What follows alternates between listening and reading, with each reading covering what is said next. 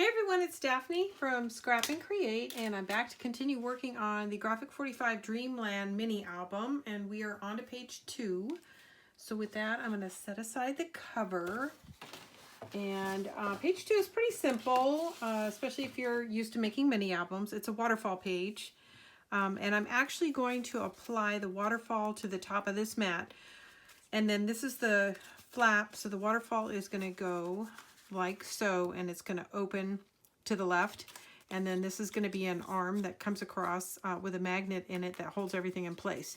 So this strip is going to get attached directly to the pocket page, then we'll apply the mat, and then the rest of the waterfall features will be applied to the top of the mat. So this is the only thing going on directly onto the pocket page.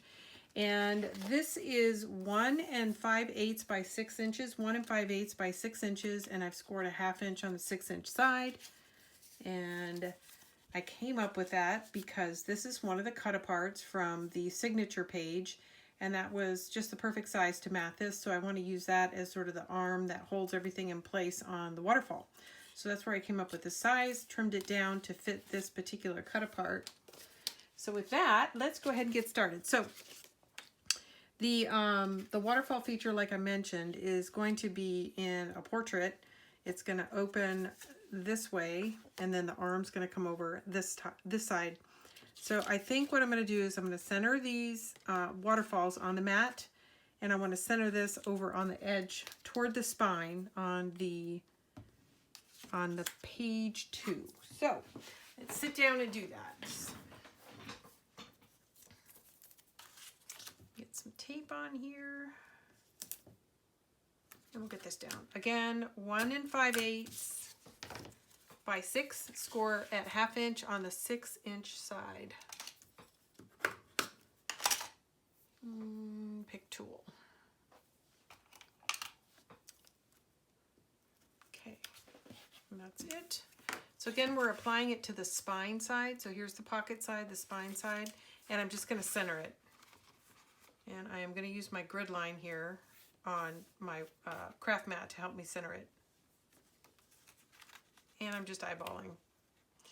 So I'm putting the middle of this flap at the 4-inch line. All right, looks good. Okay, that's in. So the next thing we're going to do is dry fit this real quick. Make sure it's going to be right, and it is. Okay.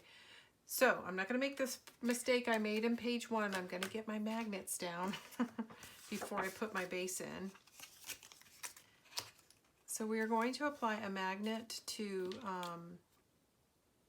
the top of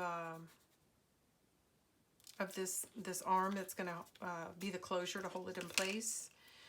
And I'm not going to place the adhering magnet on this side because I'm going to have a mat.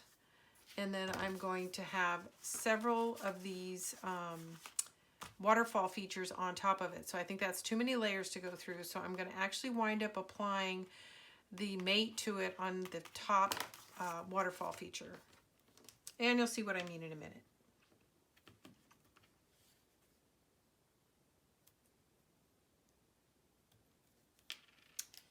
If I can get the tape off. Okay. So now, as far as placement on here, I just want to get it far enough away from all 3 of the edges that there's no issue. And I also want to get an estimate of where this is going to be. So I put a reference line here, and it's just about 1 inch in from the edge of the mat. I think it's actually 1 1/8 if you want to follow what I'm doing. I'm going to fold this over, so I want to make, the only reason I was doing this is I want to make sure that wherever I put the magnet was actually going to land on there. So I've got plenty of space, so I'm going to set down about here. That's close enough. Press that into place, and I'm going to get some tape on it to soften the edges. And I'm running out of tape, or fat tape anyway. Okay, that's in. So now, as I had mentioned, everything else is going to get actually adhered to this mat. So I have a couple of reference lines on here from earlier that I'm going to erase. I had originally thought about floating this fastener on top of the mat, and I changed my mind. I changed my mind. So this is actually ready to go in. And then again, I've got a reference line 1 1/8 inch here. And that's where I'm going to lay down my first waterfall feature. But first, let's get this in.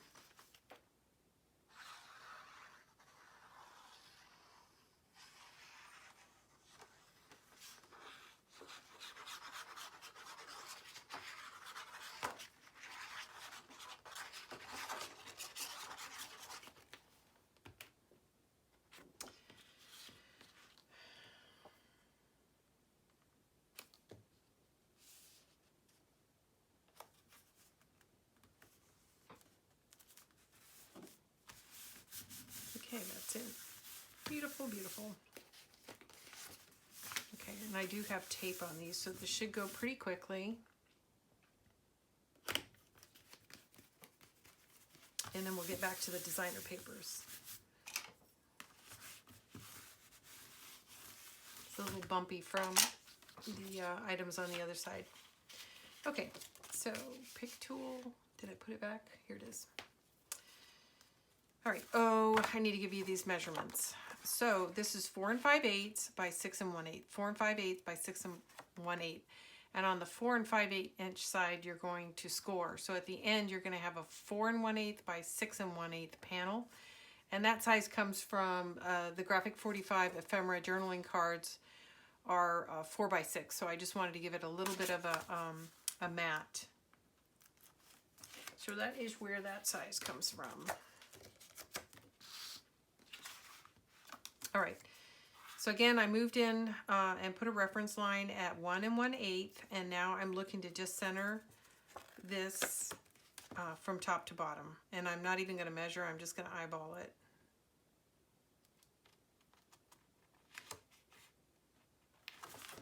There we go. Now, once you get your first one in, everything else is easy because you're just going to bump off the pre-existing hinge. So the next one goes right here. So really that one reference line is all you're going to need to worry about. And then I'll come up and clean the edges up when I'm finished. Okay, I'm going to turn it sideways so I can get a better view. Actually, I've got to keep that down. So the one thing you do want to make sure is that your panels are not skewing. So I'm going to get a straight edge out here. And I'm mostly concerned about the top staying flush. So I'm going to lay the panel in and use the ruler to help me keep the edge straight, okay? Because I think your eye will be drawn to the top of the waterfall. Okay, we're going to do another one. Same thing.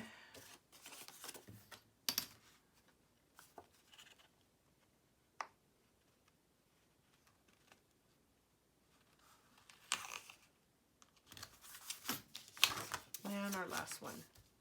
So there's a total of 4.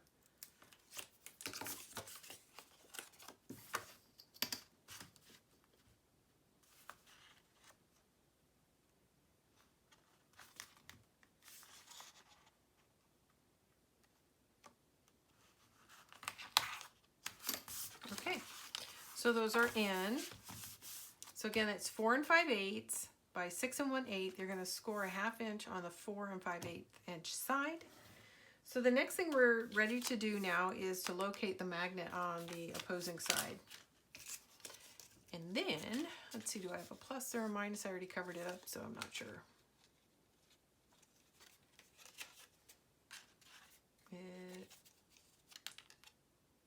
It should be a plus there. Okay. Yep, that is correct. Let me get the ruler out of the way.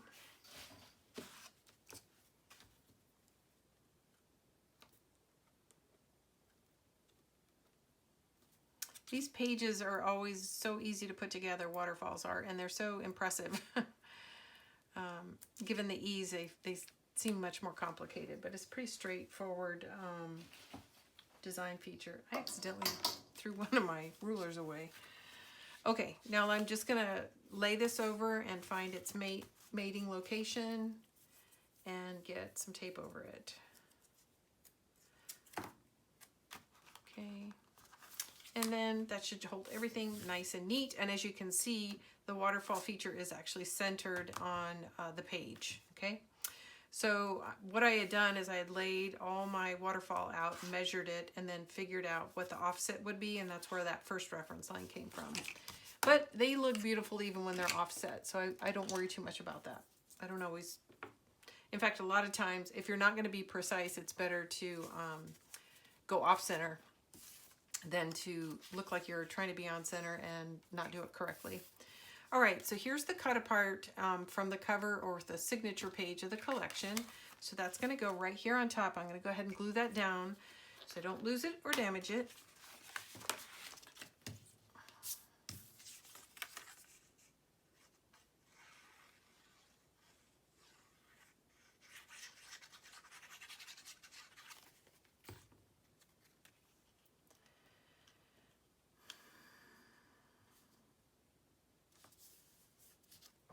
Beautiful. And there you go. Doesn't that look pretty? Pretty, pretty. Okay, so the flip side is going to be this blue paper, and I'm pretty sure this is 12 by 12, but it's really just find a piece of scrap that'll fit here and coordinate with the other side. I didn't trim it out specifically for this. It was a piece of scrap left over that I found that would work.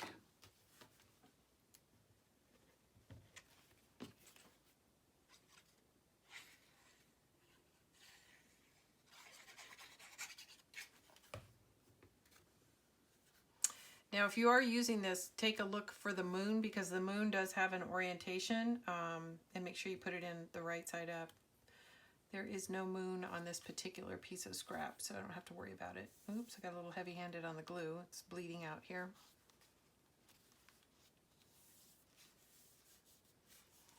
And you want to make sure you're pressing all the way around your magnet so that you don't have a bubble, because it's really not very wide. That's the other reason why I always put tape on top of the magnet.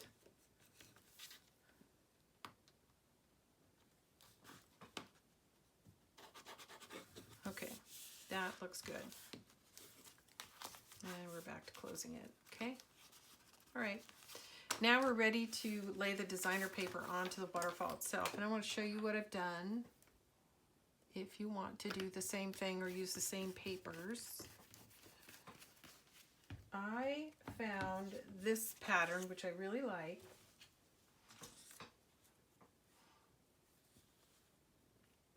And I knew that I wanted him and the ship to be the main element of the front panel. Now, you could have made it this guy too, either one.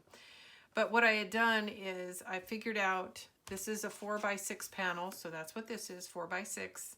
And then I added an inch for each one of the waterfalls that's going to be below it. So this is 4, 5, 6, 7. So get something that's 7 inches by 6 inches, and then slice 1 inch off each edge, and that way you get this cascade of the image directly on your, did I get that right? Did I skip a page? No, there we go. Directly on your waterfall. And there we go. So that's how that's going to look once I get it all installed. And I just realized something. I did 1 inch strips. They should have been 1/2 inch strips. But be that as it may, it's still going to have a continuation of the pattern as we go to lay it down in the book. And so that'll be one side. And the flip side, I just did something a little bit more simple, solid pages. But because I'm using a strip here, I've got some leftovers. So I'm going to use this yellow paper here. Okay? So I'm going to set these aside. We're going to get the first one in, the top one, and then we'll work on the balance.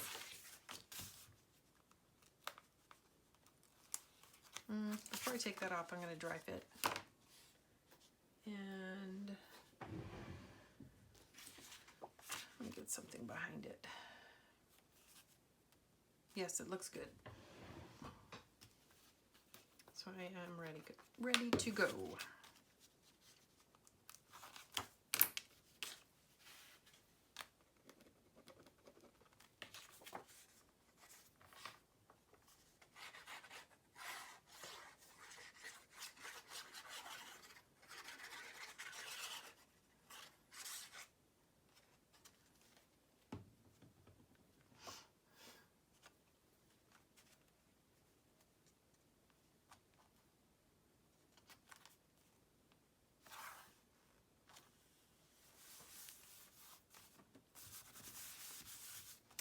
Somebody asked me on YouTube, and this comes up off and on, why do I use tape on some parts and glue on others? And the reason I do that, one is, well, there's a couple reasons. But anything that's interactive, like a hinge, where things are going to move around a lot, or I'm joining two pieces of paper, and there's some kind of a hinge, like even the pocket page, I want to use tape because tape remains flexible. Art glitter glue does a good job of remaining flexible, but not like tape. There's just really no replacement for the tape. And then I use glue on any of the pieces that are just being adhered to a flat piece, and there's no hinge, no score line, or anything like that. And a big reason why I use a glue is, one, it's much, much faster, as you've probably seen and experienced for yourself. It's also much more economical than using tape to put everything down. If money and time were no issue, I would use tape on everything. It is, I think, the most permanent, and it's also the most forgiving. If you have an issue, there's a product called Undo that you can use to actually lift your tape up. If you have a problem with your glue, you're committed. You really can't undo it unless you catch your mistake, like I did on page 1, immediately. So you can't, there's no do-overs with glue to speak of. If you don't catch it, within the first few minutes, you're committed. With tape, you can come back the next day and use this Undo product and, take it off. And in fact, if you use the Undo and you let both the designer paper and the paper you removed it from dry completely, you can use both. Nothing gets wasted. So again, if time and money were not a consideration, I would probably put tape on everything. And I've done that on some of my early videos, and it takes forever. So these 4-hour videos get even longer. I know it's not just a single video, but I mean, for a whole tutorial, 4 hours is a large investment to be watching. And I don't think anybody really wants to watch me put tape down. So anyways, that's my explanation. That's why I do it the way I do it. I'm sure other people have different reasons, but that's mine. And I think it would be kind of expensive to do tape on everything, but like I said, it will stand the test of time. I've never had Scor-Tape fail. I've had double-sided tape fail, not Scor-Tape. That brand in particular. And I've had glue, not art glitter glue, but other glues fail where they dry and get brittle. That's why I think it's important to use good adhesives. You're spending a lot of money on the paper. You want it to last, especially if you're using it for photo albums, which, in theory, can get passed on. Okay, so there's sort of my continuation of the pattern, and like I said, it's not exactly right because this should have been a 1/2-inch strip instead of an inch strip. So if you're watching this, maybe you can learn from my lesson. Either that, or I could have done a 1-inch score line, and that would have just shifted everything over 1 inch instead of a 1/2 inch. Okay, now I'm going to go ahead and dry fit and add these pieces to cover the rest of the panel. And then we will cover the flip side. That's pretty much all of page 2. Pretty simple.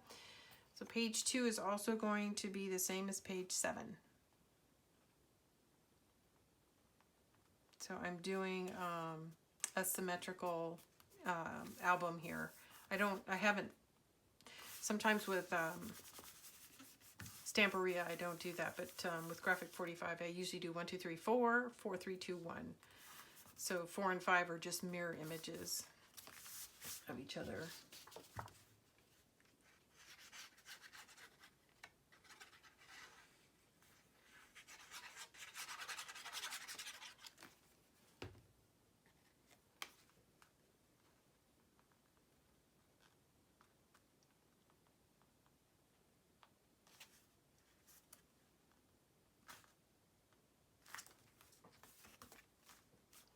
Trying to make sure I'm completely off the hinge area so that it'll operate freely.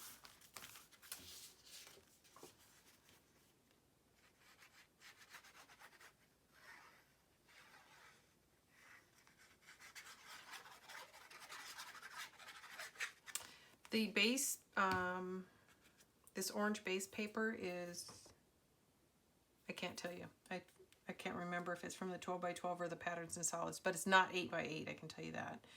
So it's either from Patterns and Solids or from the 12 by 12 collection pack. And the yellows are from all of these are from Patterns and Solids. Okay. And as you can see, this is the same as that, and this is from the 8 by 8. So this must be a 12 by 12. So this is from the 8 by 8 collection, which is just a slightly smaller pattern.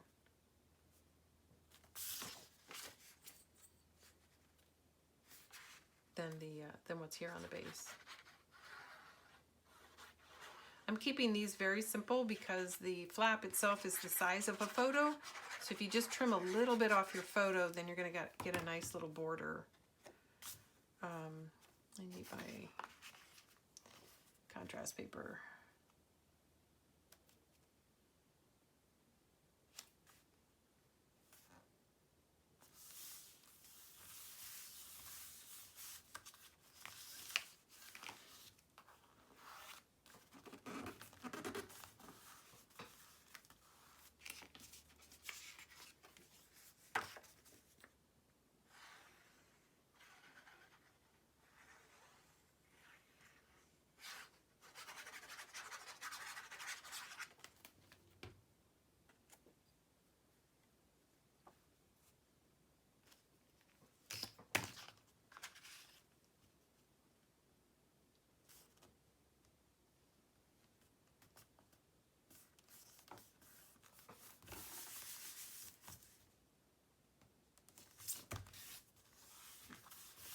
I didn't tell you the size of this, but typically since I did a 1-inch strip here, I'll usually lay it down and then mark it before I trim it, but I can tell you this is 3 inches.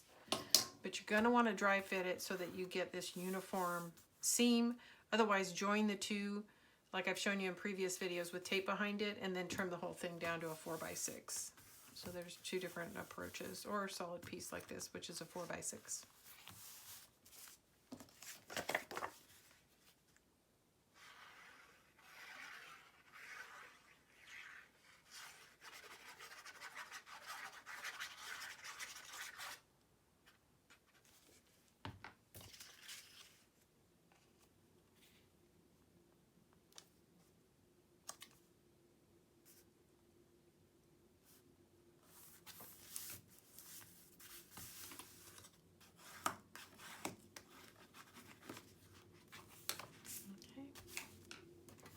Our last piece.